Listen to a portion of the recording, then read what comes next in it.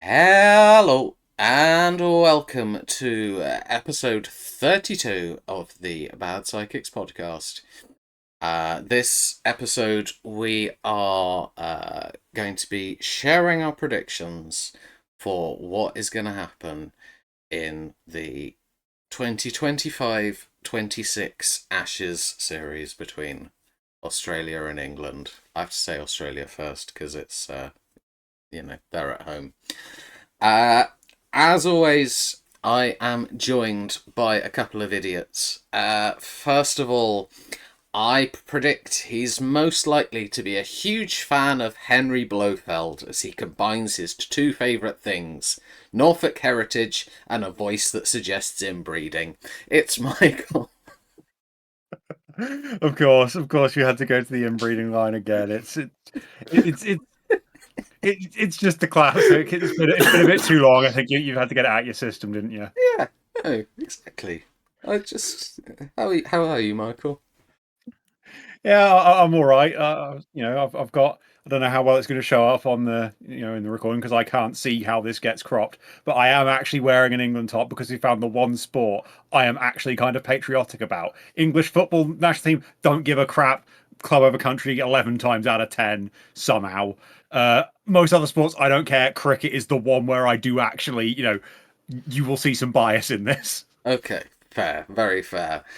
And joining us for the very first time, I predict he's most likely to be a fan of Ollie Pope, as he too is a ginger that belongs near the top of a list. It's Sean. How you doing, Yeah, Sean? that's probably one of the nicest things you've ever said about me, Z. So I'll take it. How I'm are you? doing good. I'm doing good. Thanks. Good.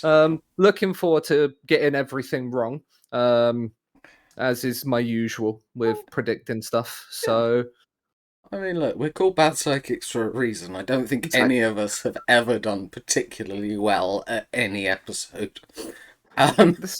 this is why I thought I'd do it, because at least if I'm bad, I won't look too bad in comparison. Hopefully, Yes, if you fail, you're on brand.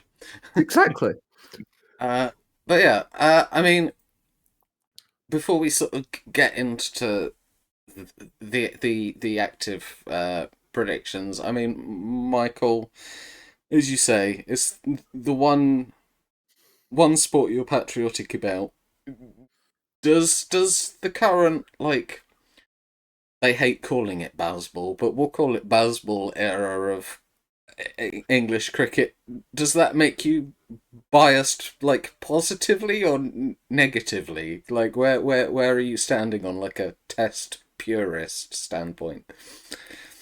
You're not going to get too much test purity from me. It's not, as long as they don't like change the format of stuff around too much. I don't care that much. Actually, taking the same format and doing it in a different way that is, trying to subvert expectations. I'm all for it. I don't care if Basball basically means that any series they're in, they could lose every game or win every game. They could lose a game that they, have a 90% chance of winning, or they could win a game that is literally impossible to win somehow. That's Basball. I'm all for it. It is just pure insanity as much as cricket can do pure insanity. Like, there's a limit to the insanity of test cricket, let's be honest. Yeah. It's not exactly a breeding ground for, sudden incredible, moments of sporting ability. It's more 5 days of just about don't, fall asleep. But basketball actually makes that a much more watchable thing than I think it would be without it. Very fair. And Sean, as I said, your first time on. We've got you on because basically none of our regulars want to talk about cricket. But, like, where sort of, where do the Ashes fall for you? Are you, like, more of a 1 day person, or is, like, the Ashes the pinnacle, or Oh, how? I remember vividly sitting down and watching the entire day of Ben Stokes in 2019. I've watched it from the moment the first ball rang and the day was played to the end of when he hit the winning four. So I am much more of a I'll sit down and watch Test cricket all day rather than watching an ODI or a T20. I love all the formats, but I would, if you're offering me a day of Test cricket or a 2020, I'm probably going to choose the day of Test cricket. Okay, perfect. So good to know that there is, we're not going to have any Test cricket hatred. Anyone suggesting that it should be replaced by a 5 hour, 5 hour? I was going to meant 5 over slogging match. A 5 hour slogging match basically is T20. Right. Okay. Let's switch it across to our spreadsheet in a whole. So we are going to start with picking what we think are the most common 11s for the two teams. So basically, we're getting points every time one of these players plays a test match in the Ashes, and extra points if they bat at the spot that we've put them in the order. So it'll be particularly interesting to see who gets shafted by night watchmen or just general test match rotation. But we'll start with the Aussie team because they are at home. I'm not going to I'm not going to do these one at a time. I'm just going to reveal our 3 11s and we'll go through them. And we'll see what's the same, what's different. Okay. So the first thing I'm noticing that's different is that Michael can't spell Labuschagne. That says Labuschagne. I don't care much beyond that. I also did this on my phone. Yeah, fair. Right. I mean, let's start with the openers then. Sean and I, although reversing which number they'll bat at, have both gone for Khawaja and Weatherald. Khawaja, I think, is a no-brainer. Michael's got him as well. Sean, why are you thinking Weatherald gets the nod? Purely because I'm looking at their squad and I don't see another sort of opener in there. He's been brought in, I believe, to be an opener. So I think he'll probably be tried maybe in one of the opening test matches of the series to see if it works.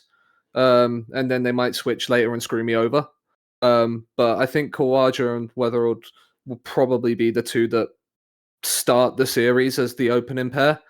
And then Khawaja will be one because I think just with the experience, especially if they get put to bat first, I don't think they're gonna want Weatherald to take the first ball from someone like an Archer or an Atkinson.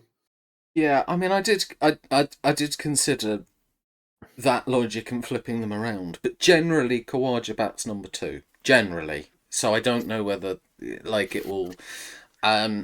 Michael, you've gone the other route, which is that there has been talk of them bringing back Labuschagne to open, purely on the basis that a South African is always better opening the batting.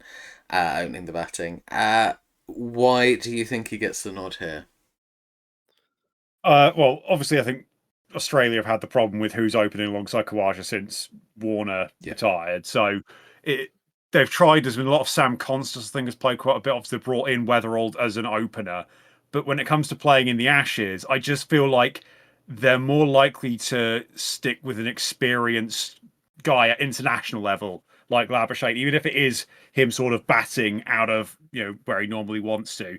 Even then, it is potentially just a little bit of me hedging my bets of even if they do go with Weatherall for the first test, they could bring Constance back in, mess that around. Whereas Labuschagne's more likely to at least be in the team more consistently. Okay. So it is a little bit of hedging my bets, but it is also I do just think that Labuschagne is hit a bit of form again. He's one who has performed in international cricket before. They know what he brings to the table. It feels like it's a gamble in one way, just because, like I said, he's not batting. He's batting as an opener when he normally doesn't, but it's less of a gamble on who they're actually picking. Whereas going Weatherald is a bit of a hoping that he can suddenly step into Test cricket in the Ashes, which, it's a gamble. It's one they might go with, but it just doesn't feel like something Australia are really doing a whole lot at the moment. It does seem to be like it's the guys that they've had in that team for years now are the ones that they know perform for them, and that constantly trying to put other people in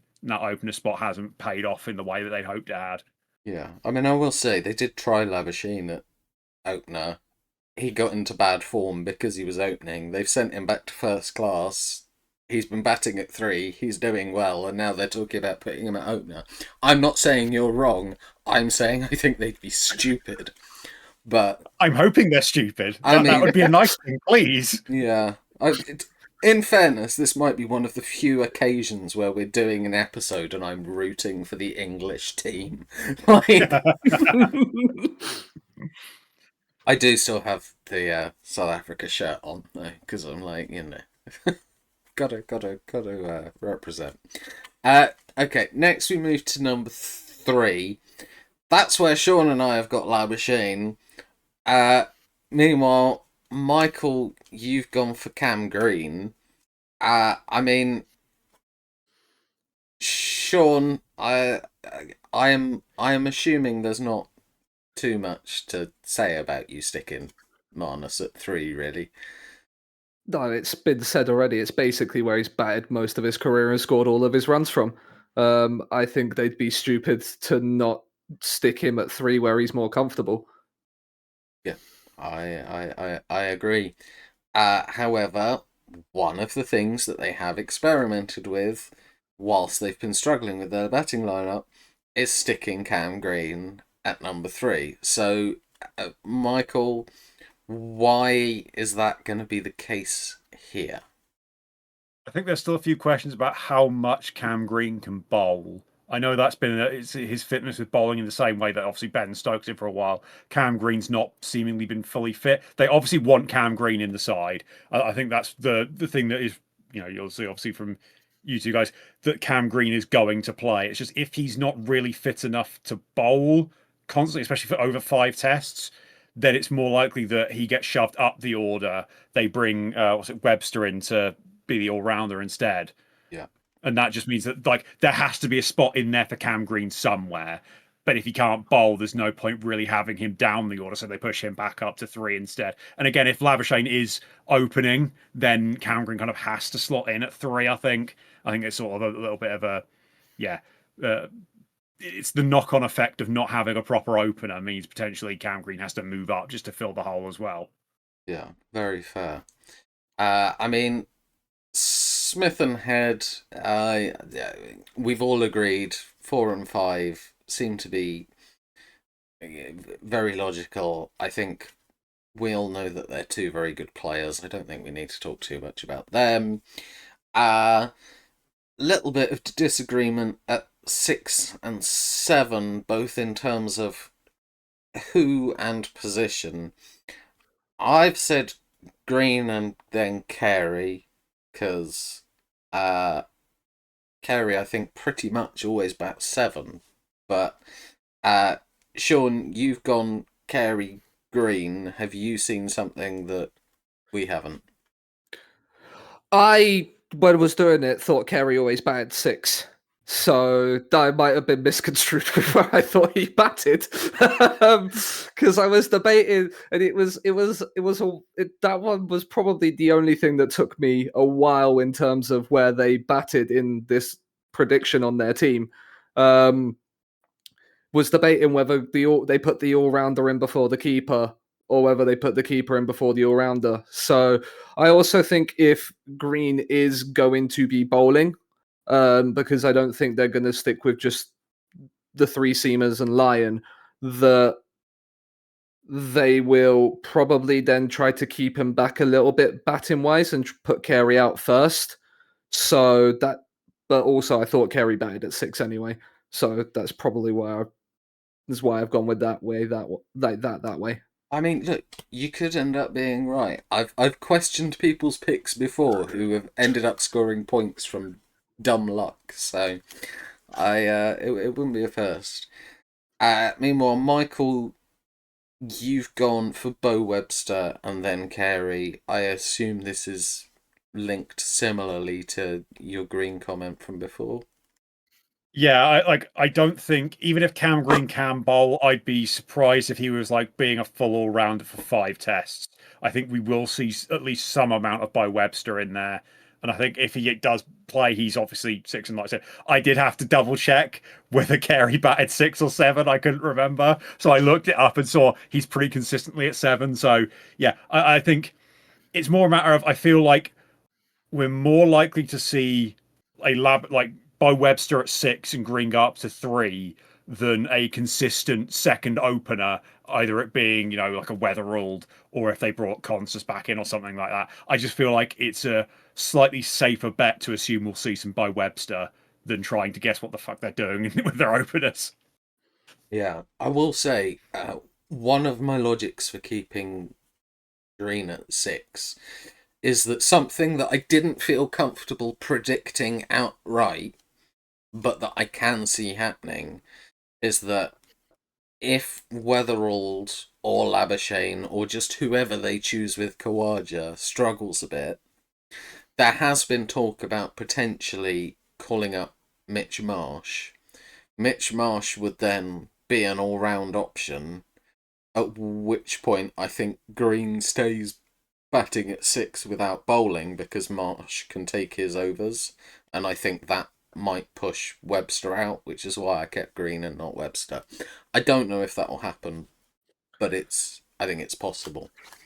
It's not out of the realms of possibility that they go for Mitch Marsh and go for someone that again has that bit more international experience in the squad. Yeah. Now we get onto the bowlers here. I'll be honest, I've definitely been the one that's done something different aside from the order. I just am not convinced how much cricket Pat Cummins is going to play. I know they're saying that they think he'll be good for the second test, but like, if I'm Australia and I know that England would be a bit worried about Pat Cummins, I'm saying he's ready as soon as possible and just putting some fear out there. I can see him not playing till the back end of the series, and so I didn't feel comfortable putting him in the 11, though I do know that's a risk because if he's fit, he plays. So yeah, I've said Stark, Boland, Lyon, Hazelwood. I'm not sure about the batting order of those 4 because, being honest, none of the 4 of them are particularly good batsmen. I'd say Stark, I think, has at least a Test 50, but Hazelwood is generally number 11. But and then I've put Scott Boland in because Scott Boland's numbers are ridiculous. I don't understand how he doesn't play every single test. Like he's played 14 tests. He's taken 62 wickets at 16 each. Like I don't think there's anybody else with more than 50 wickets and a bowling average of under 17. Like he's ridiculous. So I'm backing this to be the winter of Boland. But yeah. Then Michael, you've gone Cummins, Stark, Lyon, Hazelwood. Anything that troubles your thinking? It's the Pat Cummins situation is obviously the big question mark. I think my thinking was if he is fit, then they get him back in that team as soon as they possibly can. Yep. They will, even if he's at like 80%, they still put Pat Cummins back into that team because obviously being the captain sort of pushes that up a bit as well as just how damn good he is at cricket. But equally, if I'm wrong, oh no, Pat Cummins isn't playing. What a shame. I don't score points. I'm so sad about that. Oh no, I'm definitely not trying to curse him into not being able to play at all. This is definitely not like those situations playing fantasy football where I captain whoever's playing against Norwich to try and make them play bad. Okay, excellent. We've got our first ever bad psychic voodoo. Oh. Sean, meanwhile, you've gone for the same four, but you've gone Cummins, Hazelwood, Stark, Lyon. Yeah, I knew Cummins would come in at 8 because he's the best batsman of the 4. Yeah. And if he plays, he is going. If he's fit, he plays. I know he's not obviously in the first test, but I don't think they have. If he wasn't going to be playing till the back end of the series, I don't know if they'd risk him in the squad. I understand the potential fear factor of just how bloody good he is, but I don't. If it's kind of like the Chris Wokes situation esque with the England squad, I feel like if he just wasn't gonna be ready, they wouldn't bring him.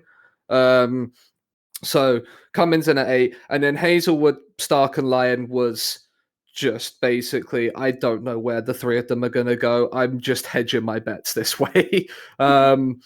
I kind of thought Lyon would be 11, and then Hazelwood and Stark would be a little bit of a mix around. But then I have no idea with those 3. It's just a stab in the dark completely.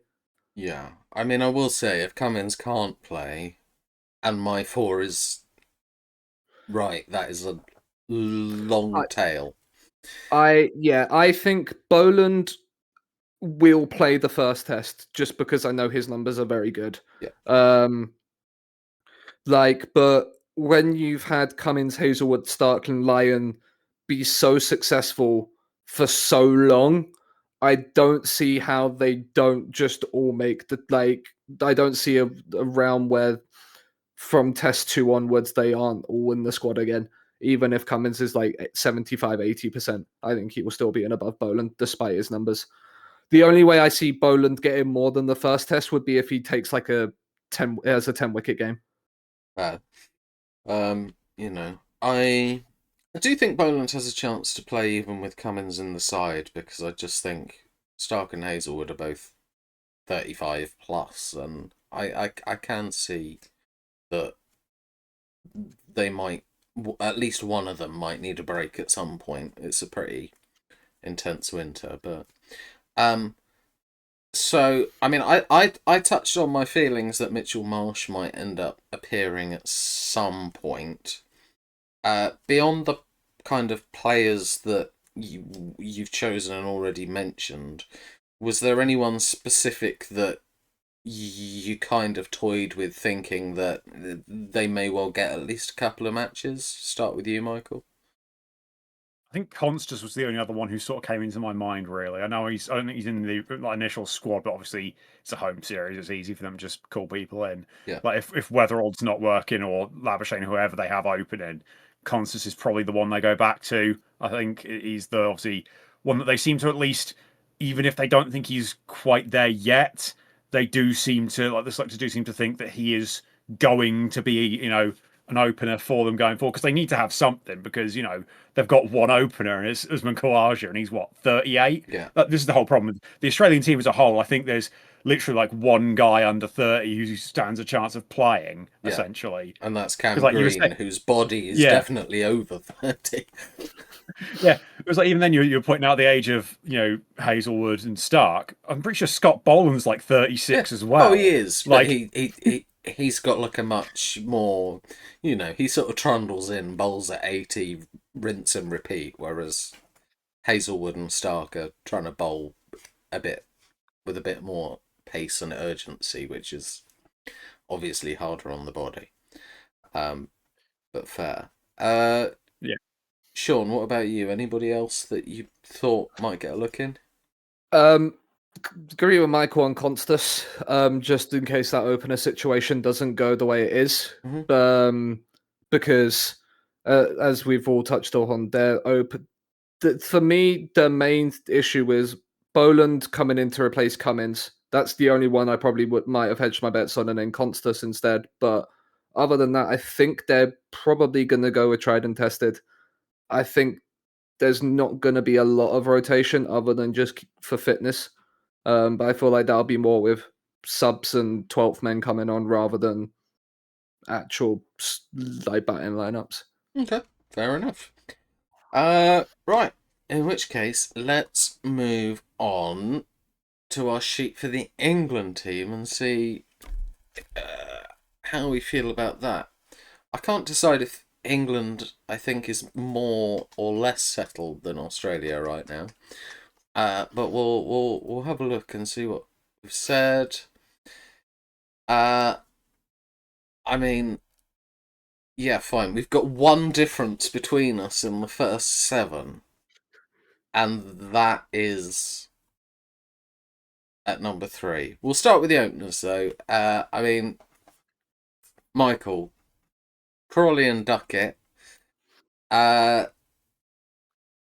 Is obviously it's the opening pair that you think they're going to pick. Is it the opening pair that you'd pick?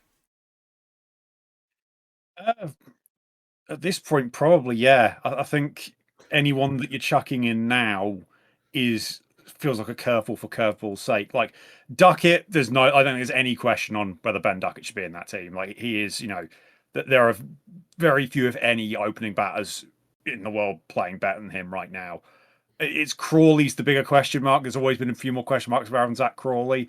They've always I think the reason why they've stuck so much for them is he's one of these players where they think the way he plays suits Australia. There's a few other players in there where it's like they've picked them for basically in preparation for this series. I don't think it was ever really a question of anyone replacing Crawley if he's fit. And I think you don't change the plan at the last minute. I don't think you can, bring someone in because realistically, who are you going to bring in at this point that isn't going to be suddenly chucked in at the deep end? Like, my brain's struggling to come up with genuinely, if one of them say were to get injured, what's the backup plan? And it's probably, in my mind, it's sod it, Jacob Bethel, you can open now, I guess. Like, there was never a plan B there, and I don't think you can suddenly make up a plan B, even if there are question marks around Crawley. He's their guy, and they've never even looked like they were going to falter from that. Interesting. Yeah, I don't. Yeah, I don't. It's an interesting question. If Crawley gets injured, or Duckett, who does come in, I I unfortunately think you might have a point that it could be Bethel, but it could be. Is it Ben McKinney? I think who's in the Lions squad. Who's an opener? Or am I mixing him up with someone else? Yeah, McKinney's an opener. Yeah. There was also the weird idea that I had if Crawley and Duckett both got injured, where I don't, because if I've remembered incorrectly, but I feel like they've thrown Ollie Pope there at one point, and then put Bethel at 3. So I know they did Dan Lawrence as the last one I remember them. It was their last experiment of an opener. I'm fairly certain they've trialed Ollie Pope as an opener before, and whilst it didn't work, it might be something that they would do. Just like if one of them got injured, Bethel comes in at 3, Pope goes up the order. Other than that, I don't think we have a plan B. I think it's plan A is we bash plan A against the brick wall until the wall falls down. Yeah, you're not wrong. You're not wrong. I mean, next we come to number 3. I don't know why. I just have a feeling that by the end of this series, Bethel is the man in possession of the number 3 spot. Now, obviously, for it to work in terms of points, I need him to play at least 3 out of the 5 matches instead of Pope. But for me, Pope has always played best when there's as little pressure on him as humanly possible. And an Ashes series where he's the one batsman that has openly had his position questioned by England management. I just have a feeling he's going to struggle. But I mean, Sean, you've got your ginger sake at number 3. Are you I confident he'll see the season out? I'm not confident he'll see the series out. I think he'll play the more. I think he'll play the majority of it. Okay. He's also had the vice captaincy stripped off of him recently, Yeah. which is another thing that goes against him. Um, the number 3 is probably the only one in the top 7 that I think is under threat, as you said. But I don't think they'll go Bethel straight away. I think Pope has done all right down under. Um, I think they'll give him that nod, especially early on with the experience of playing. And considering for most of the build up and the preparation for this series has had Pope at 3, I don't see why they would go with Bethel to start with. Um, I think it would be Pope more that they go for. Okay. Michael, what about you? Where do you stand on Pope versus Bethel? I was really, really 50-50 on this. Like, there is a lot saying that they will want to go Bethel. I just think, for as much as there are question marks around Ollie Pope, I feel like there's not quite enough question marks about how ready Jacob Bethel actually is. Like, his record in Test cricket isn't incredible. It's for a young lad coming into the team. He's shown a lot of a lot of promise, but he's far from the finished article. He's not, been coming into the Test side scoring century after century or anything like that. He's been coming in having the odd good knock, but then other matches not been as great. I just think Bethel isn't so perfectly like the finished article that he has to go in over Pope, and it just feels like Pope still feels like he is in the man in possession of the number 3 spot, just Mm-hmm. about, but he is, and I just feel like it's not like Bethel's been playing so well he needs to be in the team that Pope has to get dropped for him. It's Pope, I think, would have to have a stinker for Bethel to then replace him. And Okay. I think Ollie Pope is a good enough cricketer that he's not necessarily going to go and, get like 4 ducks in a row in the first 2 tests and then get dropped for the rest of the series. There is a good player in there. It's just whether we do see it or not is far from count. This is why I'm 50-50 on it, but I just don't think it's quite as much of a foregone conclusion that he's going to get dropped for Bethel. I think with Ollie Pope as well, a lot of it's in his head. Um, I think if he comes in and plays the way he can when he's at his best, I think he's the better number 3 than Bethel is right now. Um, as Michael said, he's not. It's not like he's come in and done and set the world alight. He's had some good scores. He's had some bad scores. I don't think that. I think the rawness of him might not be great, especially in what is arguably the most hostile atmosphere for an Englishman to go and do an away Ashes series. Um, so I wouldn't think it would be Bethel. I think Ollie Pope is hanging on by a thread, but he's still good enough and should be good enough to score runs in Australia and do it again. I mean, I realise it's a very, very small sample size for Bethel, but I will say that right now his test average is higher than Pope's. So, but we'll see.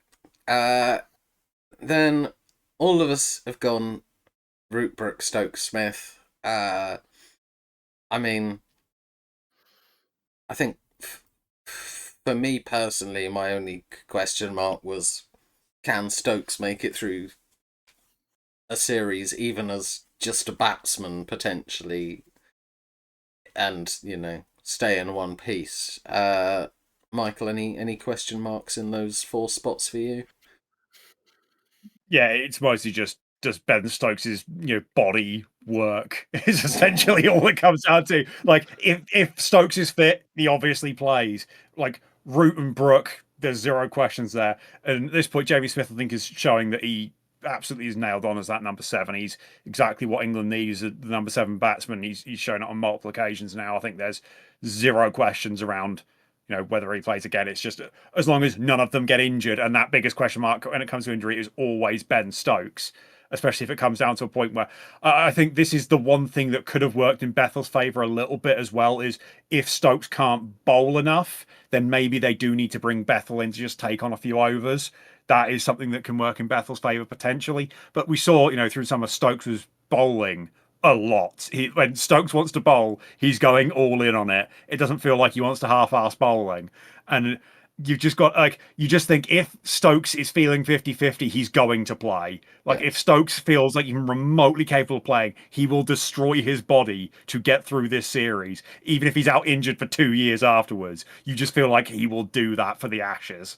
Yeah, no, I don't disagree. Sean, any question marks in there for you?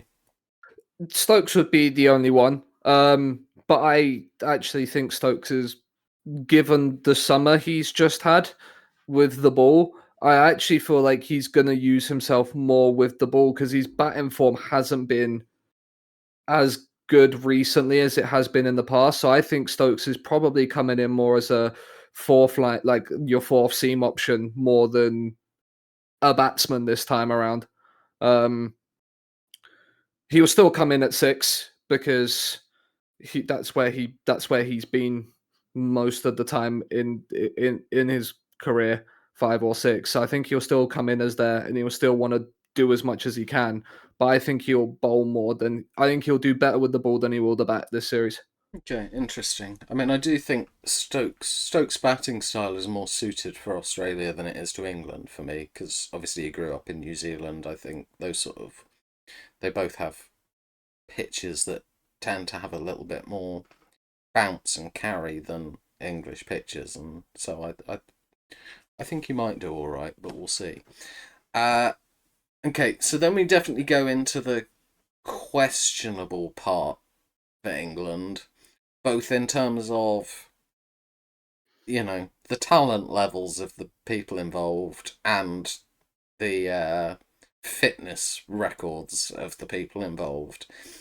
And all four of us have gone for a different setup.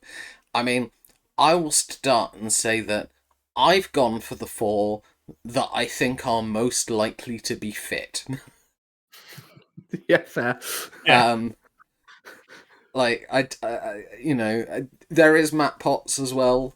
But I get the impression that he's probably the last cab off the rank when it comes to seamers. But Cars, I think, is over the fitness issues he had in the summer. Atkinson and Tong tend to be pretty useful, and Bashir, I have to assume, I mean, they literally have been playing him because they think he'll be good in Australia. So I have to assume he's going to play 5 matches if he's fit. Can't say I'm necessarily convinced he should be, but that's neither here nor there. Sean, you've gone riskier because you've gone for both Jofra Archer and Mark Wood. How many matches are you thinking that they'll manage between them? I think Archer will probably play 4. Okay. I believe also I don't see why they'd call Wood up if they're not going to use him. I think also Wood and Archer to open the bowling with their pace that they will throw down is going to be frightening, especially given the Australians' lack of opener alongside Khawaja. The as you say, the bounce, the carry, both of them can bowl 90 plus mile an hour. It's definitely what I think they will go for first before they switch to your cast, your tongues, your pots. And if it's not working, then they'll switch.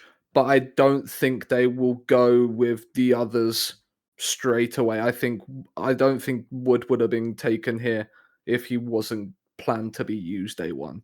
Okay. And then Michael, you've kind of gone for one in each column. You've said Atkinson, Cars, Archer, Bashir.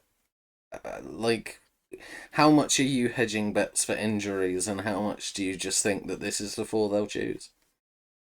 I think Atkinson is the only seamer who plays more than three. I genuinely think that is entirely like. I think if they had fitness permitting, they'd be going Atkinson, Wood, Archer as the three if they could for all five.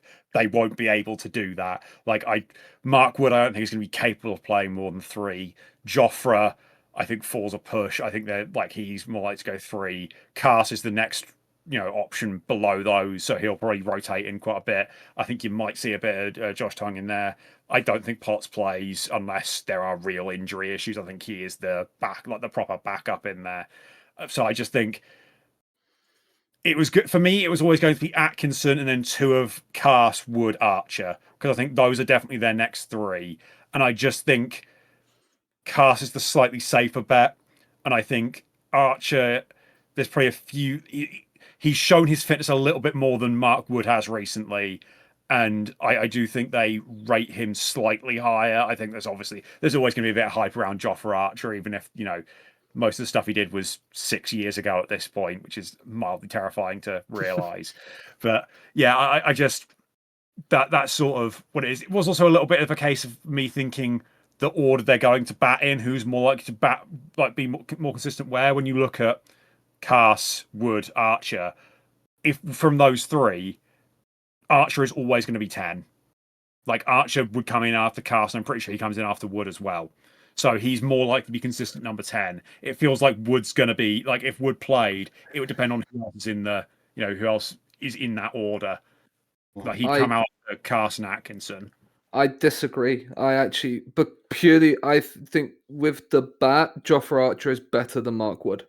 So if they're all three of them are playing, Archer comes in at 9. I mean, I'm gonna rather play. than 10. I'll play devil's advocate on this one, which I think is that I think Archer is more talented with the bat. The problem is that he bats even for an England team in a very one day kind of way. He's going to hit a six or he's going to get out, and for that reason, I can see why they put Wood in before, because Wood is more likely, I think, to stick around than Archer is. But Archer is, I agree, the more talented batsman. So I don't know. I could make an argument for either. I mean, I will say, am I like... I just, especially in test matches, I just think Joffre's a bit overrated. Like, he's played the same number of tests as Boland. He's taken fewer wickets, and his wickets have come at 31. It's like I said, it's a weird one because Joffre had the big hype with him was, like I said, 6 years ago. Yeah. And then he's been barely fit. The difference between Boland and Archer is that Archer's not been playing because he's not been fit. Boland's not been playing because there's three guys they think are better than him. Like Boland is in just one of these guys who's going to be persistently unlucky in the same way as I can't remember what his name. Australia's second best spinner when they had Shane Stuart Warne. McGill. Yeah. That's it. Basically, it's like you can be as good as you want, but you're not Shane Warne. Like that's Scott Boland's sort of been stuck in that position where he's got Cummins, Hazelwood, Stark ahead of him. Archer, it's basically half the time he's played Test cricket, he's not been fit. We've kept trying to just like pretend he's fit when he's not half the time. I think that's why it's such a hard thing to really judge Jofra Archer's ability in Test cricket because he's never been fit. We've tried to shoehorn him in so many times into team, across all three formats. We've tried to shoehorn him in where he's probably only at like 65-70% just because of the fear factor of the name. That because obviously when we got called him up in 2019, all the hype and everything, the wonderful World Cup he had, then a very good Ashes series, there's not been, I don't really think, a time since where he's ever been at his full fitness. And so I think it's hard to call with that one. But I think this has been the most fit Archer has been. And so I think, like the way Stokes is, whereas, well, not like the way, but with Stokes, he will force himself to do it. I think with Archer, they will kind of go, give us another 5, Joff. Yeah. And he'll just do it. Like, so I think Atkinson and Archer are probably the 2 nailed on starters. It's that third seamer that's there. Going back to your point on Bashir as well, I do not know what they see in this player. He gets brilliant wickets with his incredible strategy called bowl like crap until the batters accidentally get cocky and smack it up in the air for an easy catch. It works every time after the other team has scored 200 runs off his bowling, but he gets them out eventually. Like, the thing Patience. the thing with Bashir is, for me, he is at the same county as Jack Leach, and Jack Leach plays over him. So why is Jack Leach the one that's like? Why is Jack Leach then not in the England squad? If you're following that sort of mindset and method, but because England management don't give a shit about county cricket, they just go. They look at some TikToks, go, "Oh, he looks quite good," and then call them up. It's because Jack Leach isn't like 6'9" or however tall Bashir is. Yeah. He's only 6'4". But yeah, he looks about 6'9". That's the whole point.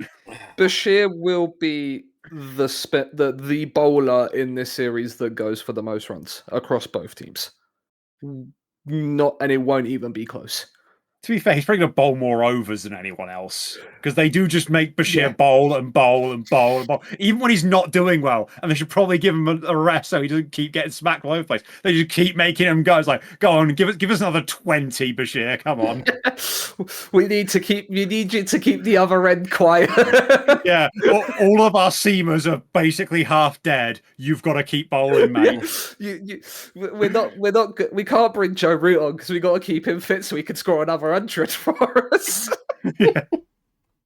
Oh, I'm just envisaging, like, you know, they get to a point where even they know Bashir's been shit, and you just see Harry Brook coming on to like wobble some medium pace.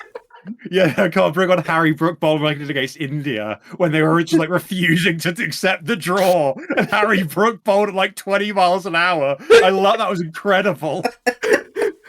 That was like my favourite over of cricket ever. Yeah. Was Harry Brook just basically wanting to bowl at underarm. Yeah. I feel like he should have at that point just to see what the umpires did.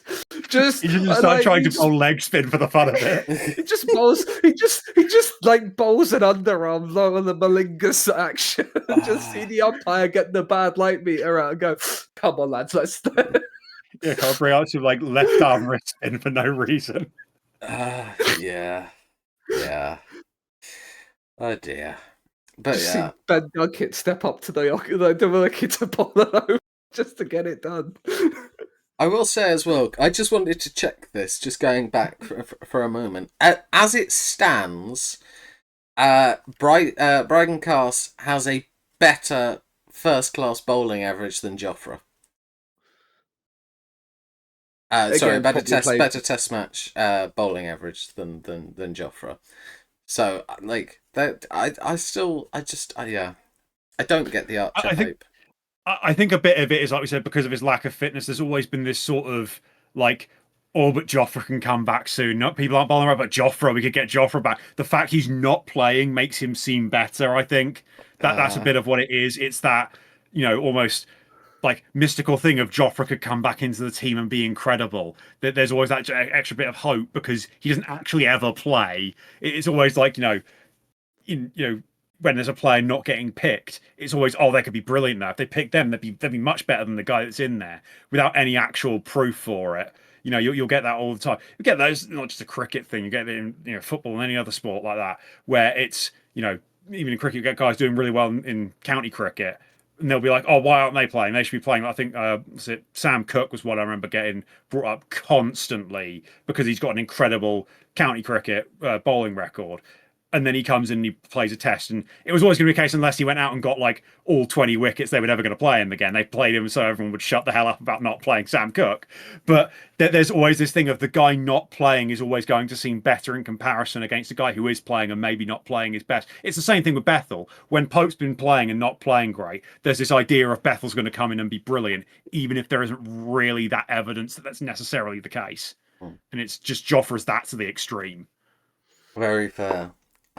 Well, I'm not going to ask if there are any other people in your considerations in this bit, just because there's a more specific question that's a good area for that on the last sheet, which I think we will now go to. Hop over to the miscellaneous section. These ones we will do one at a time.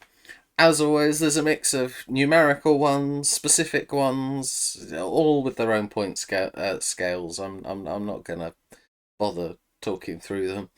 The first one though is total players used. How many players will play at least one match in this series?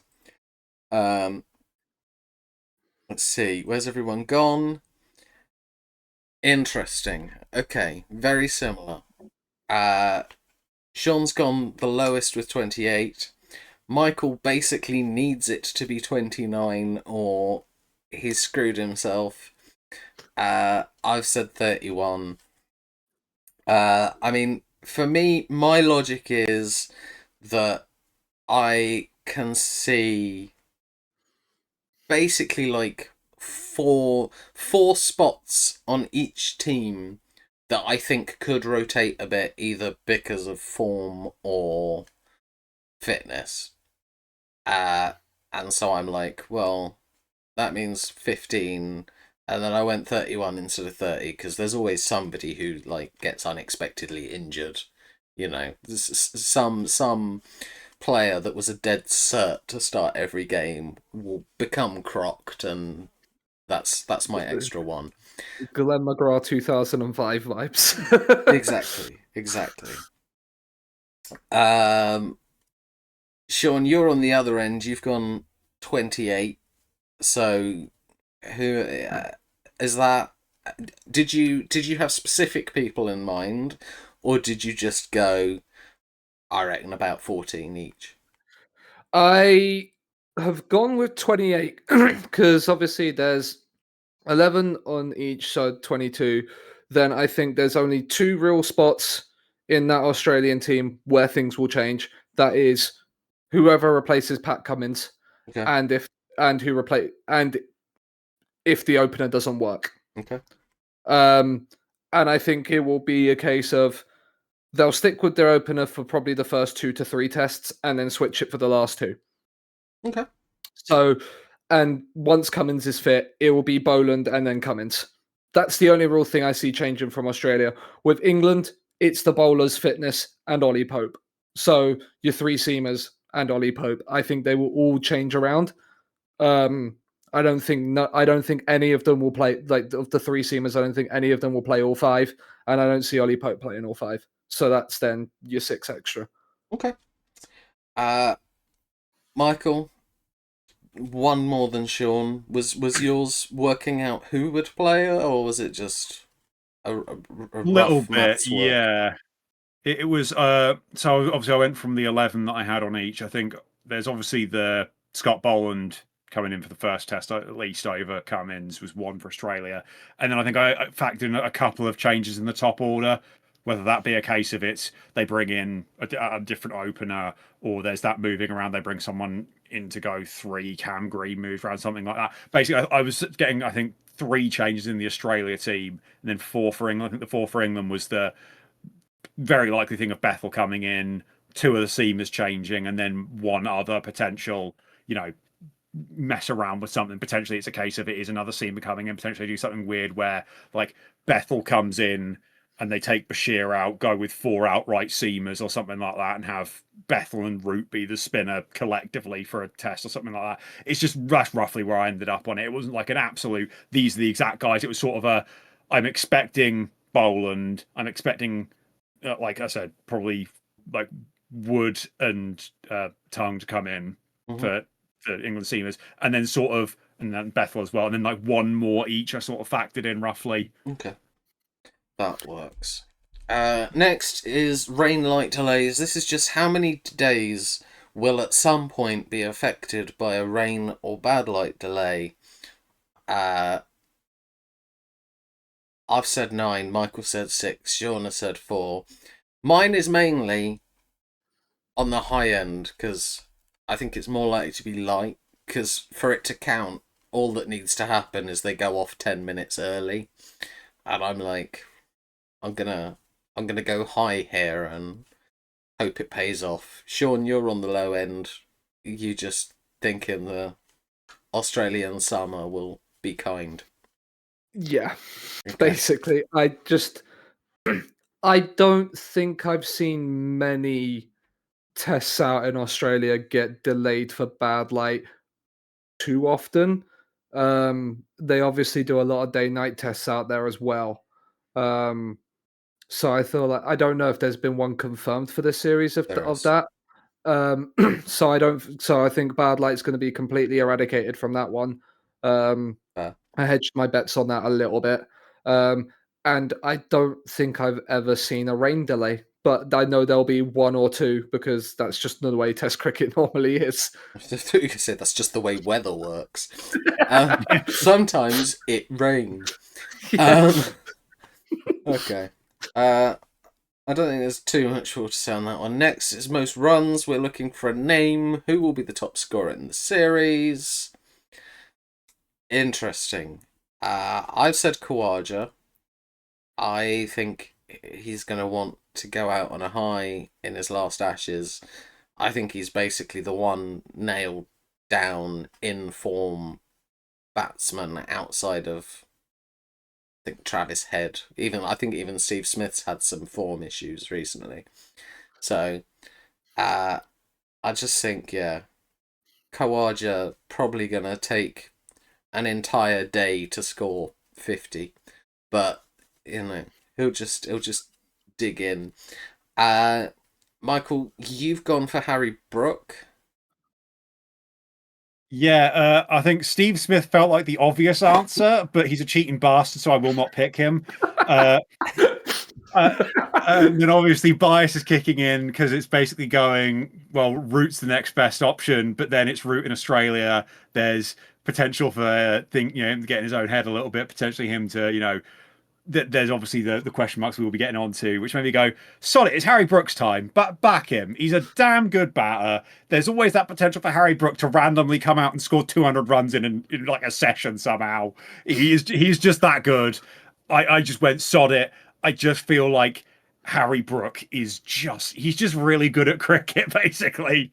He's like, compared to some of the other guys, there's just like, because I nearly went Duckett, but Duckett's very good at getting, like, he's consistently getting good scores, but he doesn't necessarily kick on to score like a 200 or something like that. Whereas Harry Brook's got the potential to, go score a double hundred or something like that. He just felt like he's more likely to get the proper big score somewhere to just, Okay, pile on the runs. makes sense. And then Sean, you've gone Joe Root. Yeah. I don't think there is a better batsman in Test cricket right now than Joe Root. Um, I do believe he will break his Aussie like century duck. Um, I just think he's gonna want to go there with all these questions that have been thrown at him because of his record in Australia, and say, do you know what? I am going to show you exactly who I am. Um, I had thought of Brook for the exact same reasons Michael said. The man could just turn up and score 200 in a session. The same with Ben Stokes if he's on form, could do the exact same thing. There's a few in that top order of England that could just decide to go, do you know what, sod it. Today I'm scoring 250. Um, but I think Root is the most consistent. I think he will do it this time around. I just think he is in that vein of form where he does. I watch him bat, and I don't think he's gonna get out. Okay, So yeah. fair enough. Uh, then we move on to most wickets again. Just looking for a name. Who will take the most wickets in this series? Interesting. Okay. Yeah, all going for Australians on this one. We've got a pair of Starks, and I've gone for Hazelwood. I mean, I've said Hazelwood because I I think his action is a bit more repeatable, which means I could maybe see him getting through an extra match than Stark. I think Stark's body is starting to let him down a bit.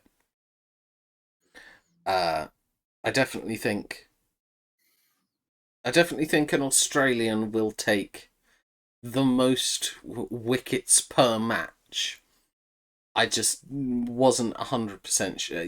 Like, it will be quite funny if the only player like fit enough to bowl 5 matches on both sides is Shoaib Bashir, and just by sheer dumb luck, it just I so wanted to put Bashir for this. I thought that I was was hilarious. I was very tempted for the exact reason of I think he's the only one that plays all 5 test Yeah. matches. Yeah. Even then, I'd have probably been more tempted to go Lion, but I don't see Lion playing all 5. That's the that's the thing. no, I think they will, because if I'm remembering correctly, there have been quite a few Ashes series where on one of the grounds they drop the spinner and go with 4 seamers and then 2 part timers. Yeah. If they need a spin option. And they do it at that ground regularly to the Yes. point where I don't think Lion makes all 5 test matches. I agree. But yeah, I'm saying it'll be Hazelwood. You two have both gone for Stark. I mean, Michael, how was your thinking? It was a toss-up between Hazelwood and Stark for me, honestly, because they're the two Australian seamers that you're more likely to play at least 4 out of the 5 you'd expect.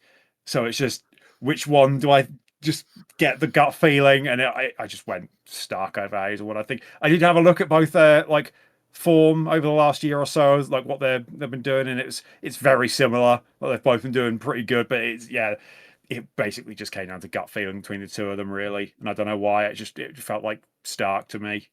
Okay. Sean, anything to add? He just the procession of left-handed fast bowlers from Australia that love to rip England apart in Australia has passed from Mitchell Johnson down to Mitchell Stark. He is the one bowler that I can guarantee will consistently pick up wickets. Because the England attack, I don't think will play enough like seam wise to do it. The only one I could think of would from the England side would be Ben Stokes that would play most of the tests and bowl enough to be able to be in that conversation. Hazelwood and Cummins and Boland, they will pick up wickets, but I think the regularity in which Stark gets wickets against England is ridiculous, and I will come on to a little bit more of that as we get further down. But yeah, Stark will be the one for me. Okay. Next, obviously, we've been talking about Joe Root. Will he break his Ashes? Oh, sorry, his Australia century duck. So how many centuries will Joe Root score? Okay. Sean and Michael sharing points if they're right. I mean, I want to confirm one thing. We have not confirmed answers for any of this. Yeah. This is. I mean, my personal opinion is it's going to go one extreme or the other. Either Root shuts everybody up by like having an absolute worldie of a season, like scores runs at a ridiculous rate, and just makes all the Australians who doubted him look really stupid. Or he's still not going to score one. And I was pretty confident that between the two of you, you'd more likely go down the sort of patriotic, hopeful route. And so I've just gone for none because I figured I was pretty confident that like you two would have gone for at least 2. So I was like, well, I get some points even if he scores 1. So, For the record, I do think it's possible he could score 3, but I just decided to play the I- game a little bit. I actually went for the lower estimation of what I think Joe Root will do. I might be huffing on a load of copium whilst I'm doing this, but I was debating going for 6. 6? Yeah. I don't know what it is. I just have this funny feeling if he get and what it's why I've put him as the top run scorer. I just had this funny feeling that he's gonna do it twice in an innings on multiple occasions, but like twice in a test. But I went for 3. I said I'll be conservative and just like there, but I think he could actually do like 5 or 6. Okay. I definitely don't see 6. I think. Yeah. Michael, you've also gone 3. Were you also considering putting 6? I was considering putting 10 for the fun of it. Just full fucking faith in the man. Century every time, never gets out the entire series. Even if it's just like, sod it, we're batting second, we only need 10 to win. Get Root still somehow scores 100. He finds a way. He just hits the ball up in the air so high, runs 100 times. The Australians drop it. But it was the really part of it was like I was never putting 0 for this. There was never a thought in my mind of putting 0 on this, mostly because I knew Z was going to be putting 0. That's why the question was here. Yeah. That was not why I put the question.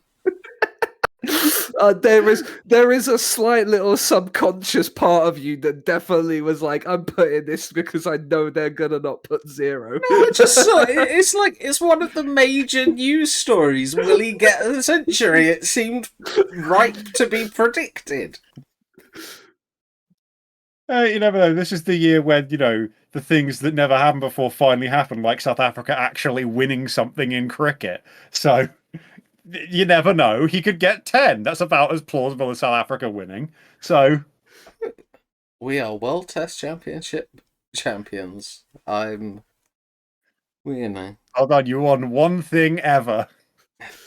Yeah, I mean, pretty sure we won more than that in a year once.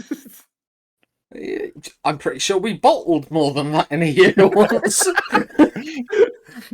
To be fair, you probably bottled more than that in a week once. Yeah. It was painful watching the Women's Cricket World Cup and losing another final. Yeah, they've lost 3 in a row in that. Yeah. And isn't it to 3 different opponents as well? Yeah. Yeah. Yeah. Just pain. Yeah. Okay. Next, we've got Lions call-ups. So this is just a numerical one, but it's why I didn't say ask if there was any people were considering that hadn't gotten a mention on the England page. Will anybody be called up from the England Lions squad to the main England squad? I think the way I phrased it, they don't even technically have to play. They just have to be a named part of the squad. Let's see what everybody's gone for. Oh, okay. I mean, I went 0 again. There are maybe 3 that I could see. Maybe I suppose 4 if there was an injury. But like I think they've picked a squad of 16. I think they've got everything covered outside of an injury to an opener. And I think openers are generally the least likely to get injured. So I've just gone 0. It was a similar logic that I thought you two would go higher and I'd have a bit more wiggle room, but on this occasion it's scuppered me. You've both gone for 1. Michael, did you have a specific 1 in mind? It's one of 2, really. I don't like. realistically, I don't think that we will. I think there's only, like I said, there's only two that I thought of. If we said had a couple of injuries to wicket keepers, like say Smith and Pope went down, then you're looking at Jordan Cox Yeah. basically. If they needed cover at wicket keeper, Jordan Cox gets called up. The only other one that I don't think they will, because if they were going to pick him, they'd have just picked him anyway, is Rayan Ahmed, because he's the one Interesting. where, like I said, I think if they were going to pick him, they'd have just picked him anyway over Will Jacks. Yeah. I think the only reason they didn't pick him is because he's a leg spinner. Yeah. That is basically the justification for it. Is they don't like leg spinners in Test cricket, which, as someone who used to bowl a bit of leg spin, I take kind of personally. But it's, you know, it's one of these ones where by every metric you'd have expected Rayan Ahmed to go in that squad over Will Jacks. Like, the Will Jacks selection still feels strange. It's just basically they went, who can bowl some off spin that we kind of know who they are. Will Jacks you'll do, even though you basically don't play red ball cricket at this point. Like, Yeah. it's like, genuinely, if they had to bring in someone else as spinner, I think they're more like just play Jacob Bethel, have Bethel and Root be the spinners and go four seamers instead, like overplaying Will Jacks. But I just feel like if it wasn't the injury thing, out of that Lions squad, the only one who's really screaming to have been anywhere near the team anyway was Rayan Ahmed. Okay. I mean, I will say, yeah, the Jacks one was particularly weird for me, given when Bashir got injured in the summer, they brought Liam Dawson in. Yeah. And so I Yeah. was like, why didn't, if they were considering bringing Jacks in, why didn't they just bring Jacks in and give him a go? I think that's possibly because of conditions, maybe, but I do agree with you. Like, he would have, like, it's a strange one bringing him in when he wasn't called up in the summer. Yeah. I think it was a case of Dawson was doing so well at county level. Again, it's just sort of one of those here, damn, have your chance sort of things. And then Dawson didn't really set the world on fire. I think it was sort of a, they know what they're getting from Will Jacks. He's been in and around. Obviously, he plays for the white ball sides pretty regularly. Yeah. So they know what they're getting from Will Jacks, whereas Liam Dawson's been a lot less involved at international level. So potentially it was a, we'll see what Dawson can do by calling him up, giving him a go. If he's not great, sod it, we'll just go get Will Jacks because we know what he does. He's a known quantity, at least to, within what they see as a known quantity within the setup. I feel like But I think, Dawson's a known quantity, though. He's played a fair amount of white ball stuff. not for a while. I think he was out of the No. side for, he'd been out of the side for quite a bit until they called him back up recently. Yeah, he's not played. He hadn't played for a good couple of years before, I think, if I'm not Really? mistaken. Like, it Right. was a while he was out of the squad. He'd been out of it for like 4 years. I think I'm just looking up now. I think he played in like 2021. He played a And he was T20 recalled. against New Zealand last month. This is what I'm saying. Before Yeah, that, before though, before Like the he- summer, it was like a big gap between his previous call up Okay. and coming back in, whereas he's now been brought back in a little bit more to the fold. Fair Yeah, he enough. played some T20s in 2022, I think, was the last time he played any international cricket. Okay. Well, fair enough. I mean, Sean, you also said one. Anyone specific in your mind? My thought was definitely if we needed cover at either wicketkeeper or spinner. I don't think the openers get injured. It's very much a case of if Pope. The reason why I think it might be is if they drop Pope completely for Bethel, that they're gonna want somebody in the squad as a keeper if Dan Smith then gets injured as well. Okay. That was the way I was thinking of it. Fair enough. I think the only two names that I considered who weren't brought up, because of their insistence on picking players who they think might play well in Australia as if it's the only place anyone plays cricket.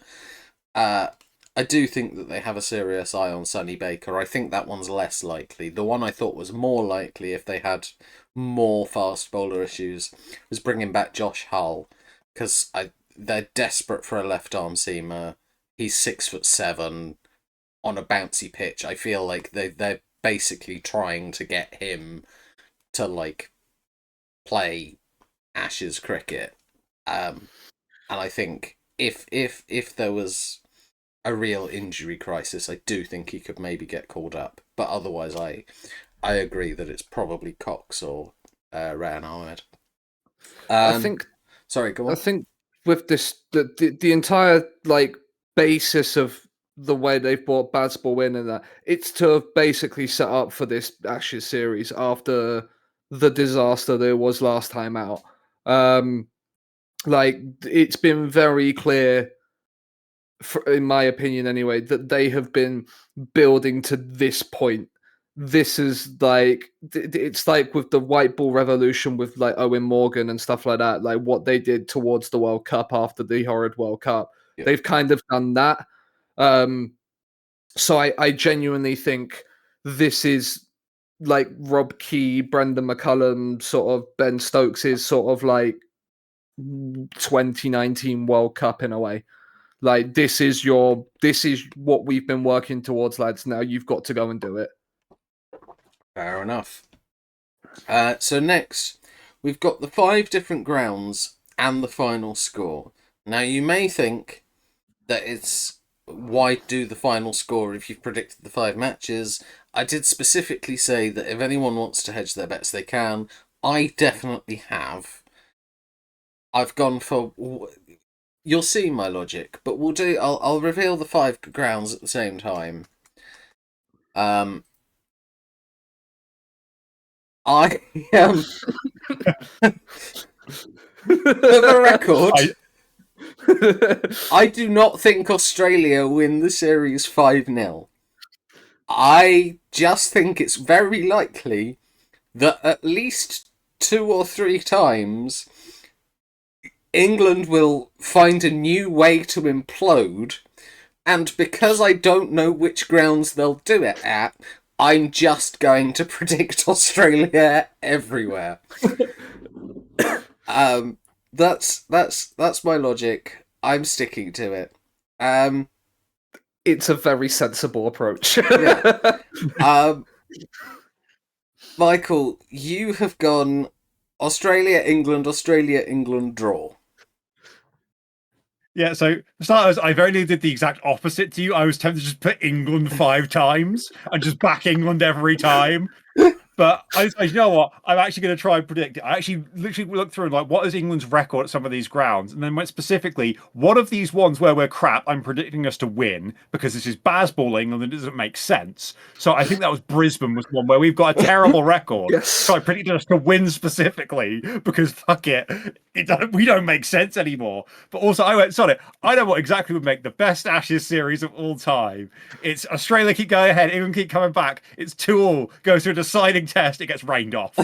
That's my prediction. It's 2-2 going into the final test, and England just gets screwed by rain. So you're just essentially saying that 5 of your 6 delays are going into that final test. Pretty much. That was like my 6. I'm thinking it's like at least 3 of them will be one test. Like that was essentially what it was. Is one of the tests is just going to get fucked because it's England in the Ashes, and it's going to be one that we're winning. That's how it works. Yeah. Like Old Trafford. Yeah, exactly what it'll be, except it's going to happen in the 5th test this time because that will suck even more. Either that or somehow it would just be, all the Australians just go for a piss on the pitch and that just screws the game over because it's Australians. They find a way, even if that way is not at all legal.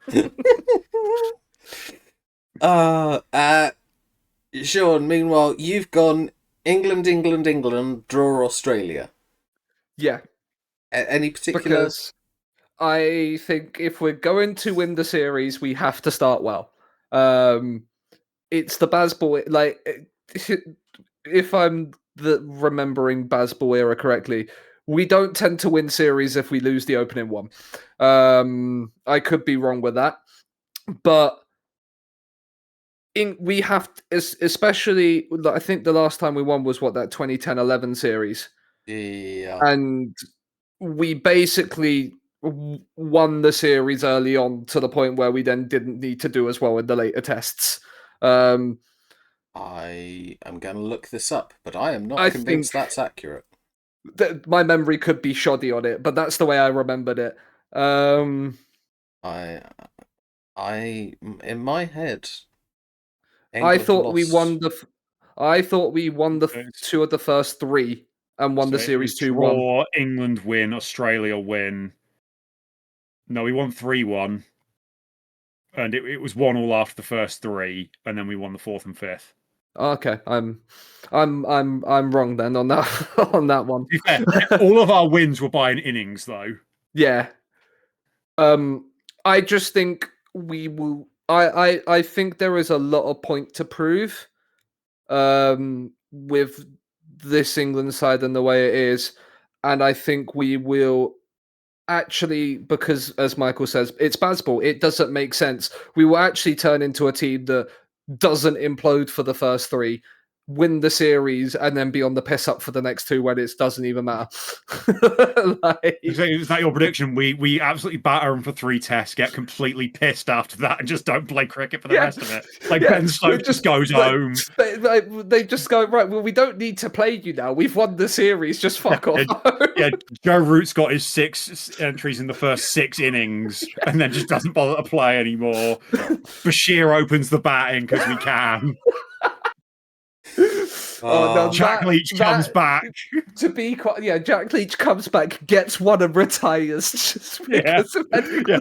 That was what I wanted to point out right at the beginning of the intro bit when you were saying, "Oh, that day with Ben Stokes." Like, no, Ben Stokes and Jack Leach. Yeah. Thank you very much. He was there. I'm just envisaging that they're like, oh, well, Bethel's gone home. Who else could we get to bat and bowl a bit of left arm spin? Samit Patel. Yeah. God, bring back Samit Patel. Brings back Ravi Bopara for the second. Yeah. Dimitri Mascarenas. Oh, love it. So I just went, I'm gonna try and predict the series in the most patriotic way possible because I knew one of you would go Australia all 5 for the 5-0 meme. So I'm gonna hedge my bets the other way. Okay. Well, I mean, let's see whether. Well, I know I have. Let's see if either of you two have hedged your bets a little bit. Okay, no, you've gone with exactly what you said from the thing. I believe in my prediction. Fair enough. We're gonna get screwed by the rain.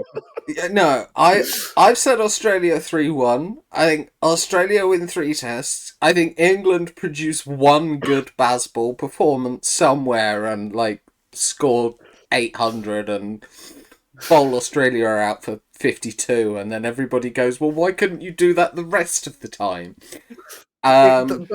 That one will be the 5th test when Australia have been on the piss after winning. Oh, well, possibly. And then I also concur that I reckon one match will get rained out or something. So yeah, One will end up.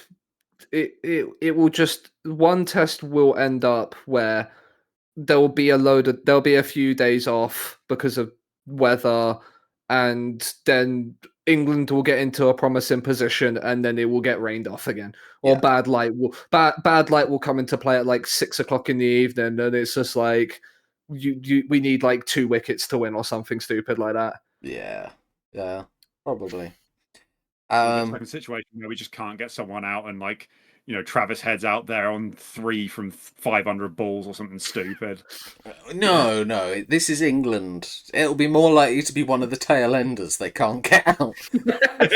It'll be Hazelwood still in there. They were 3 from 501. It's just. Oh no, so it'll be Alex Carey, and then Johnny Bairstow just comes out and punches him out in revenge. You're not even playing anymore, Johnny. Fucking hell, I don't care. I'm here, you gotta go. No, Johnny Bairstow goes behind the stumps for one game and just tries to run him. Oh, appeals every ball. I find it genuinely infuriating watching England bowl at tailenders though, because it will be like, oh, we've done this really good job of getting all the top order batsmen out by bowling a good line and length and swinging it away and getting nicks and edges to slip and hitting the top of off stump. Oh, now there's some tailenders here. Let's just bowl bouncers. Yep. Just bowl at the fucking stumps. I've watched too many days of Test cricket where I'm just watching us bowl off these weird lines and angles to tail enders, going, why the fuck have we not done what we've done to get the entire top order out for like 50? Yeah, they're like 50 for 6 or something, and 2 tail enders hit half centuries, and all of a sudden they're on like 250 for 7. yeah. It infuriates me, and I barely even care. It's like, I mean, right. Well, we don't need to go through your final scores because you did just describe them. So, let's move on to the bonuses. Obviously, as always, we're making our own predictions that we haven't otherwise covered, and our opponents will decree how many points is potentially on offer. For Sean's benefit, as it's his first time, generally the high offer on a 50-50 bet would be 5 points up, 5 points down. So that's okay. I mean, let's start with Sean's one. So Michael and I can discuss it, and Sean can get a bit of a data range. He said an Aussie bowler will take a hat-trick during the series. I mean, I don't think it's especially likely. I'm gonna quickly do a search for hat-tricks in the Ashes, and I think Siddle got one in Australia.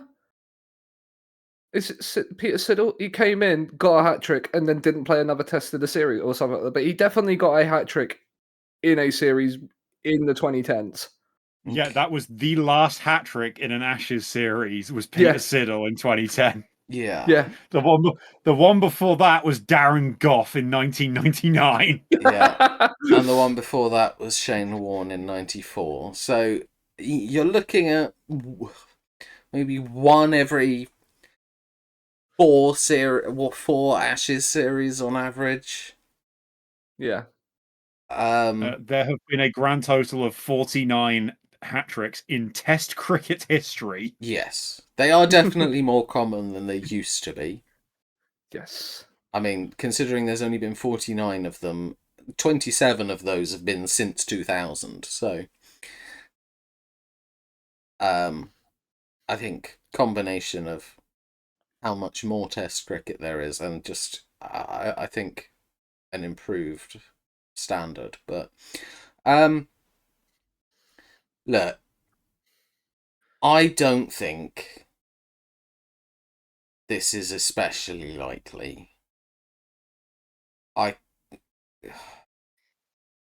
We've definitely had more unlikely predictions, but I think I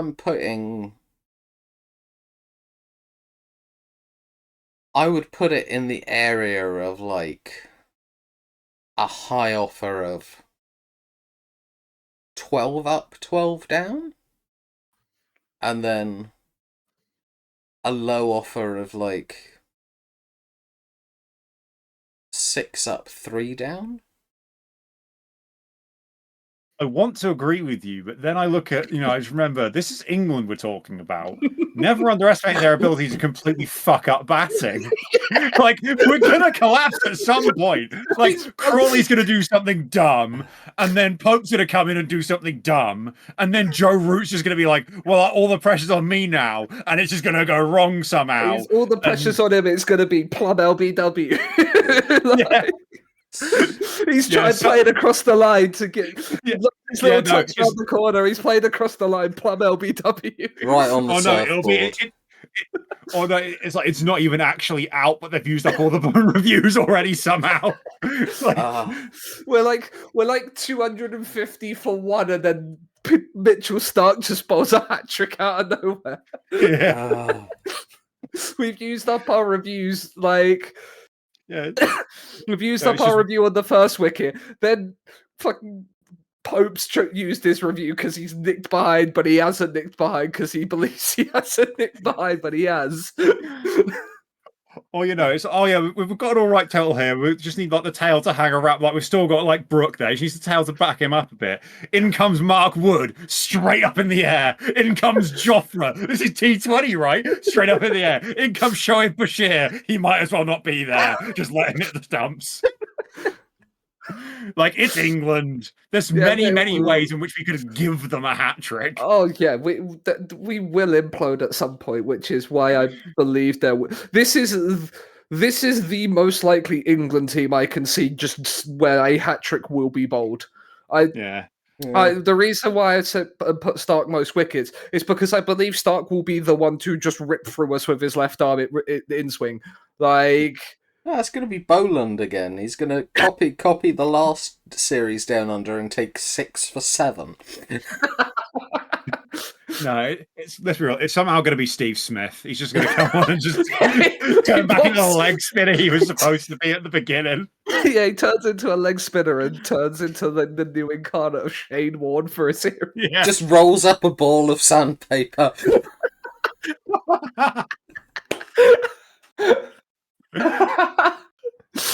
Oh, David Warner on the sideline just lobs him some sandpaper from the crowd. He's behind the dugout in like a trench coat and a hat on, going, Steve, here's some sandpaper, mate. You want some cheating?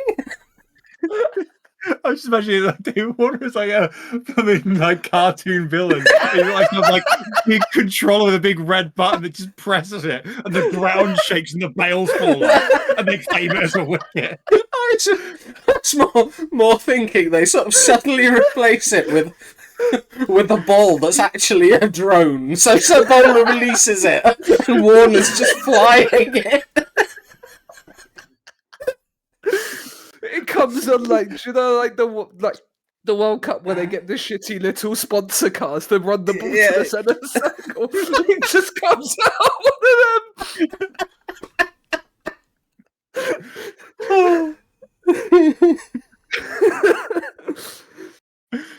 them. So, yeah, we should probably talk about the points, shouldn't we?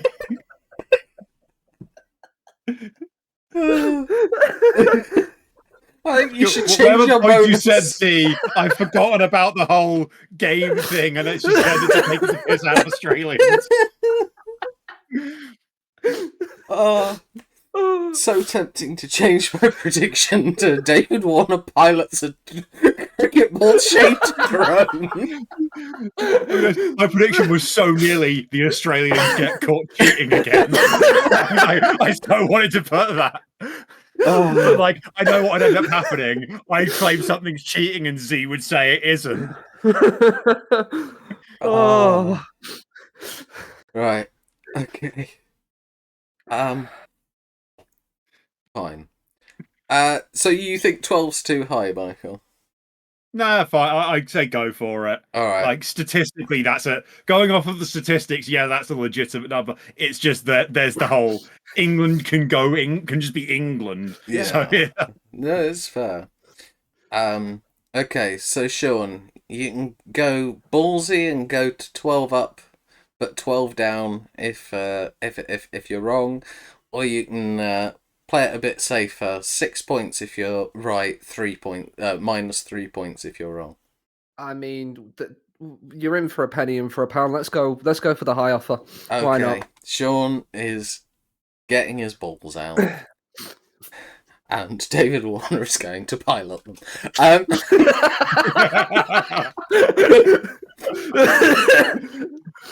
Oh, now that would be an interesting sight. David Warner just piloting my balls.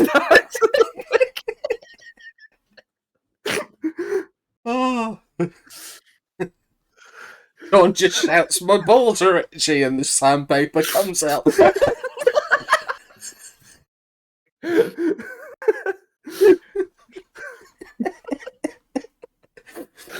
I've got a remedy for that one.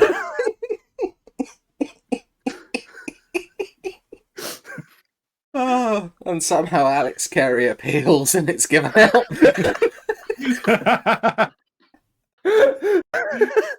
Balls before sandpaper. Oh, right. Anyway, let's move on. Okay. Michael's is Bashir takes more wickets than Lyon. Oh, I mean, yeah. there's. I every inch of me wants it to happen just because it would be hilarious to see Shoaib Bashir take the most wickets in the series when he's been nothing but terrible the entirety of his international career. oh. But I just don't see it. I think the one thing that it has going for him is that I think he'll probably play 5 tests. Yes. Whereas I think Lyon might play probably 4, maybe 3. Yeah. So I think that moves the needle in Bashir's favour. Because, does. You know. But it's also Shoaib Bashir. Yeah. I don't think it's likely, but I certainly don't think it's as unlikely as yours. No. I think I would agree with that one.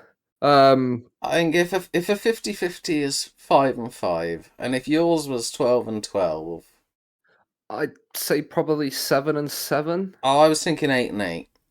I'm happy with 8 and 8. Okay, 8 and 8 high, and then trying to think, low probably be. I think it's not as ballsy a call as yours, so I'm not going to be as kind with a lower offer. I think I'd probably say 4 and 3. You still. I would have said 3 and 3. 3 and 3. But like 4 and 3 is okay as well. I think tend to favor getting points over losing points slightly with lower of course, offers. Yeah. So, but the more ballsy it is, the more generous I tend to be with lower offers. I think 8 and 8 or 4 and 3, Michael. I love how I sat here letting you try and come up with the lower offer when I was never taking it. I always take the high offer. Okay. I have never not taken a high offer. Is that true? I've genuinely, I always take the highest offer that's given to me. Okay. I mean, that kind of. I don't think you've won one yet, have you? No, but that's different. To be fair, that was never the deciding factor. I mean, it's England. It's England cricket. It doesn't make sense. It will probably happen now. Yeah. Bashir gets more runs than Steve Smith. Yeah. I mean, I think if that happens, I'd just you can win the episode. I will accept that. If Shoaib Bashir gets more runs than Steve Smith, I win. No, but you would have to change that to be your official bonus prediction.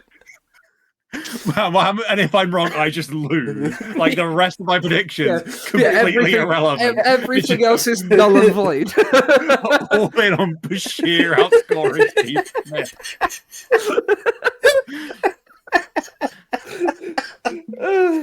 I will say that is mildly tempting, but I feel like you'd rather I kept my other predictions as being having a point. I mean, yeah, it genuinely if you. I don't know what Z will agree with me or not, but if you wanted to put your bonus as Bashir scoring more runs than Steve Smith, you win the episode if it comes through, or if it doesn't, everything else is null and void. Doesn't matter if you. I think right. I think because it would be so ridiculous. I wouldn't null and void everything, I'm trying to remember what I did for Mal the one time. The one other time I offered to let somebody win the episode if their bonus was true. I think I said that it was if it happened, they won, and if it didn't, their entire point score got halved. I'm okay with that. I'm not quite that insane. I'll stick with Bashir being better than Lion. But Okay. he's not more runs than Steve Smith is a bit far. I mean, look, Smith might get injured. I think Steve Smith will have to die for that to happen. Steve Smith would have to die, and Shoaib Bashir would have to bat the entire series.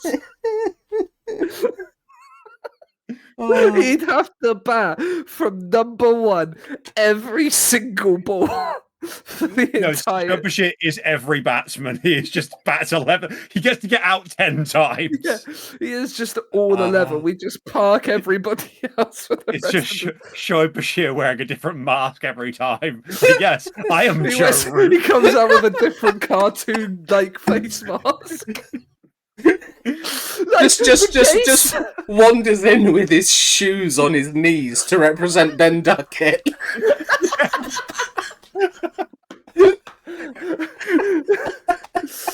Just puts a pair of glasses on and pretends he's Jack Leach. Yeah, glasses, bald cap, that's all you need.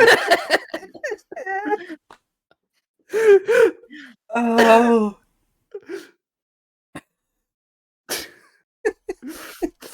Incredible. Right. Let's move on to mine, which I think I'll let the two of you discuss it. I have said at least 2 tests will be over in 3 days or less. I'll let you discuss. I think it's pretty self-explanatory. It's Bazball is a different kind of animal where we will either implode and lose a game in 2.5 days, or we will just completely bowl them out in 2.5 days and win by like an innings and like 175 runs because we've scored 600 on the first day and a half. So I can see 2 tests doing it. I don't know the statistic on it, but it seems to be quite a common occurrence with England under McCullum that we do I'm that. going to try and see if I can find a statistic on this, just generally. Yeah. How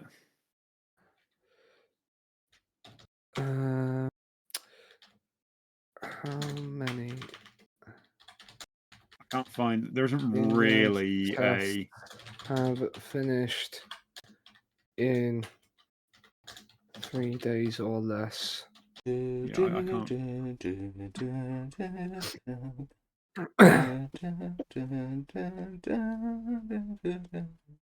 Sorry, ResearchGate's trying to figure out if I'm a human or not. I mean, debatable. Yeah, it really wasn't sure.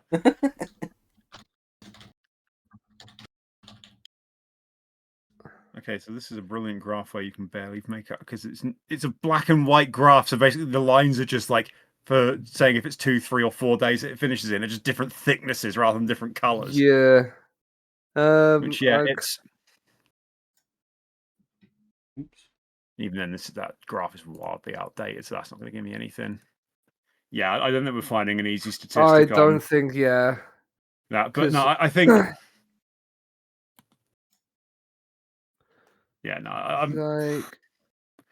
It definitely feels like it's a plausible thing to. It definitely seems the most plausible of the 3 bonus points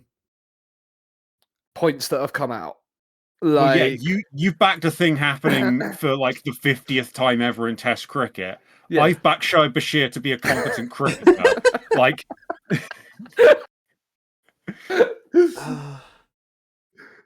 yeah, it's just not good. Like, I think for the high offer, I would probably say 5 and 5 as a.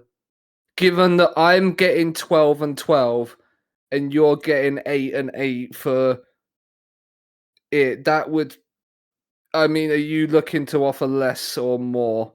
I was thinking maybe 6-6 because 3 days does take a bit of effort. Because England, if it was England playing England, every test would be over in about half an hour. But it's, you got to remember this is Australia on the other side of this. Yeah, and I think they will drag things out if they're getting battered, they'll just start to drag it out because they have got a handful of competent batters in there. Like the Labuschagne and Steve Smith, we both well and truly know when they're in together can just bat an entire day out, an entire 2 days out by just sitting there and blocking it. So I will.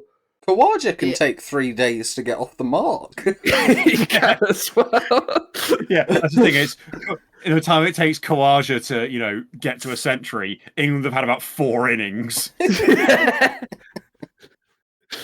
England have played 3 test matches and Kawaja's still in Perth. He's still on the wicket going, right, Batman, yep, next over. Yeah, I will let 6-6. Yeah, I think 6-6 is fair as the high. I'm not certain what I would do for the low.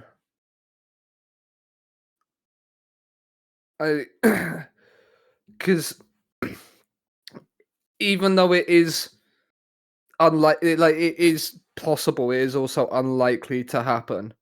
Yeah, I'd only this feels like I'm basically giving me nothing. My brain's saying like 3-2, like 3 up, 2 down. Yeah, that's.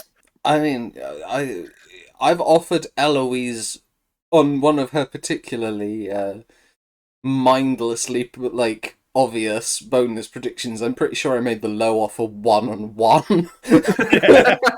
I mean, yeah, but that's a that's a blaringly obvious thing that will happen from the sounds of it. Whereas this is not like a guaranteed thing that will happen. I mean, yeah, I think.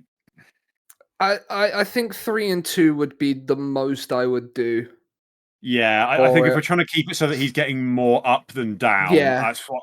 Because I think it has to go below mine. Was sort of my thinking. Yeah, it has to go below yours. So I go 3 up, 2 down. I mean, because the one I was potentially going to say 2 up, 1 down, but I don't think that's a fair offer for how the I was thinking. So then I was like, I don't want to do 2-2 because I'd rather give more up than down for the lower offer. So I think 3-2 is probably where I would benchmark it. Yeah. Okay. I'm just trying to think tactically. I mean, I think the two of you are both losing points with your predictions. So logically, I should take the high because I'm losing fewer points and there's more chance of it actually happening. So I think I'll take the 6-6. Okay. I think this might be the first time ever that all participants have taken the high offer, but I could be wrong. But there is me and Michael here. We are rather prone to a bit of chaos. Yeah. If Eloise would have here, she'd have predicted the ball will be red. I mean, for the day-night test, it won't be. Yeah. But yeah. Okay, right. So there you have it. Those are our predictions for the Ashes. We will find out sometime in, I think, early January whether we are anywhere near to factually accurate. Sean, thank you for finally giving Michael and I somebody to talk cricket with. We've been trying to find someone for the first year of Bad Psychics. If you want someone to talk cricket with, I am more than happy to come back and talk cricket again. Perfect. Well, you will definitely at least be back for the review episode of this one. Maybe if you lose horribly, you'll have changed your mind by then. Oh no, I've enjoyed the conversation to the point where even if I get absolutely battered in the predictions, I will definitely come back for more. Okay, perfect. Because there's a T20 World Cup early next year that Sean's going to predict Italy to win that. No, come on, let's be real. It's definitely gonna be Zimbabwe. Yeah, I think Zimbabwe did qualify, but I could be wrong.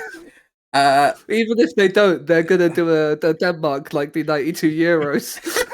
They're not gonna qualify and then turn up and win it. Yeah, okay. Michael, as always, thanks for continuing to come back despite basically knowing you're never going to win. One of these times, my insanity is going to work, and it is going to be incredible. Yeah. Like, the moment it happens will be just like the best day of my life. So, yeah. To be fair, it's more likely to happen on an episode that Chuck's not on, because you won't have just tried to troll Chuck that whole time. I'm still annoyed that I wasn't allowed to have. I can't remember which thing this was for now. Where I think it was on the wrestling ones. Yeah. Eloise refused to let me have my bonus be that if I was right, Chuck lost points. Apparently that wasn't allowed. She asked me about it afterwards, and I said, I said I would have had to think about it. It wouldn't have been a blanket no. I might have at least considered it. But anyway, I would have made it if I'm right. Chuck wears a Shrek mask or something like that, just to even more rub salt into the wounds. No point benefit whatsoever. Just pure annoying Chuck. just pure time to torment. Right. Okay. Anyway, we will be back soon. I cannot for the life of me remember what the next episode is probably going to be, so yeah, it'll turn up when it turns up. But yeah, thanks both of you again, and to you all at home, remember to always be big mystics, not big mistakes. Good night.